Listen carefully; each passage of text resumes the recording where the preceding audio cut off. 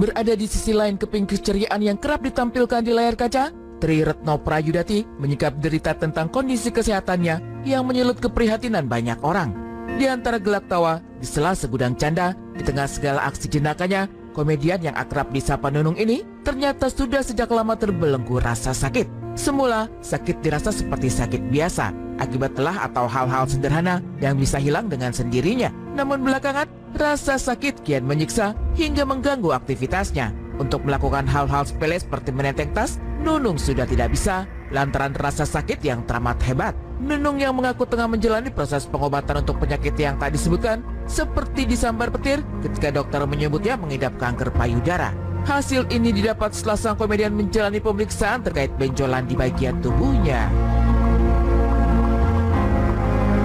Tadinya sebetulnya udah lama ya ada benjolan ini, cuman aku pikir selama nggak ganggu bukan apa-apa. Ya aku positif thinking aja, pokoknya enggak lah gitu ya, walaupun sebetulnya pikirannya udah kesana, udah mulai ganggunya itu aku nggak bisa bawa tas. Di sini kalau bawa tas sudah nggak sakit gitu loh, terus di ketiak ini juga sakit banget gitu. Wah ini kayaknya harus ke dokter nih, nggak boleh. Ya padahal kan selama ini aku lagi concern dengan penyakit, aku ada beberapa penyakit yang aku lagi concern banget untuk menyembuhin semuanya, yang bener-bener aku masih setiap bulan harus cek darah itu mah rutin ya, terus setiap minggu harus cek ke dokter tuh rutin. Tiba-tiba kok tuh muncul ini gitu.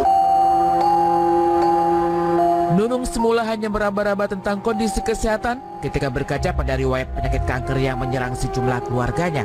Tapi ketakutan Nunung untuk dirundung cobaan serupa justru menjadi kenyataan.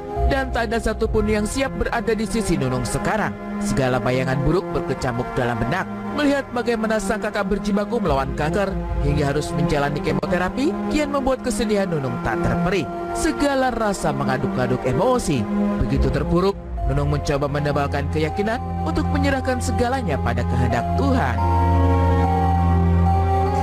Aku terus terang pada saat dikasih tahu dokter, didiagnosa dokter itu kalau mengarah ke ganas gitu, ini mengarah ke ganas Mbak Nung, karena kuat banget karena ada genetik mereka yang megang keluarga aku semua gitu dulu. Terus akhirnya aku nggak ngomong apa-apa, aku cuma lemes banget. Suamiku di sebelah aku sama ada keponakanku, dia yang nanya terus, Mbak Nung mau nanya apa?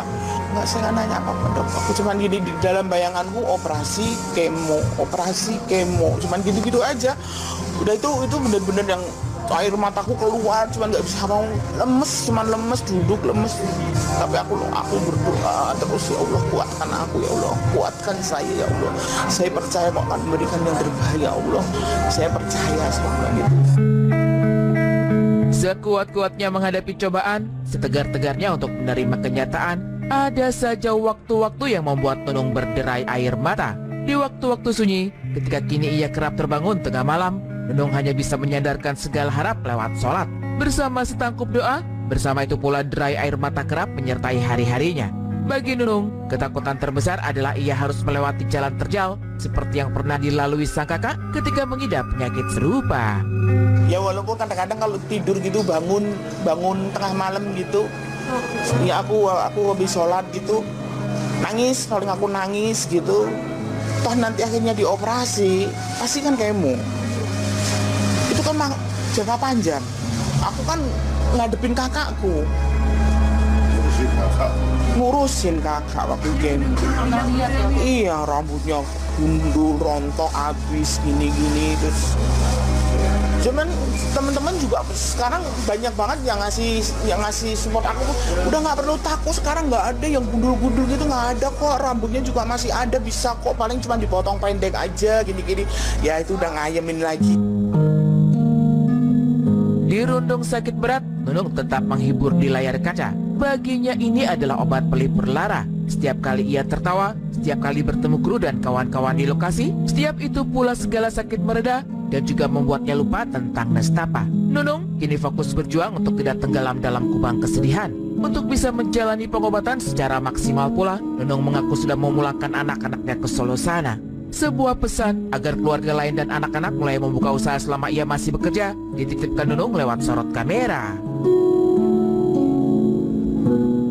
aku kerjaku memang harus begitu, ya harus bisa dilupakan, dan itu alhamdulillah kan obat juga buat saya, daripada nggak ada sama sekali di rumah, cuma lontang-lantung sama suamiku gitu kan.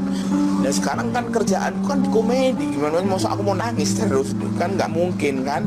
Yang dituntut tadi ya udah, ya lupa, sekilas itu lupa gitu, ngobrol-ngobrol gini tuh lupa. Tapi nanti kalau udah di mobil gitu, cengkering gitu, aduh gitu. Anak-anak sementara kan udah saya pulangin ke Solo semua keluarga gitu, jadi aku fokus sama suami biar fokus di sini untuk pengobatan dulu. Aku bilang ya cari usaha lah, apa mulailah ya mumpung mama juga masih bisa kerja walaupun mama sedang sakit, sedikit mama masih bisa bantu. Jadi usaha apalah, sekarang kan banyak online makanan itu, dicoba itu aja lah dulu gitu, karena keluarga besarku kan pinter masak semua sebetulnya gitu loh.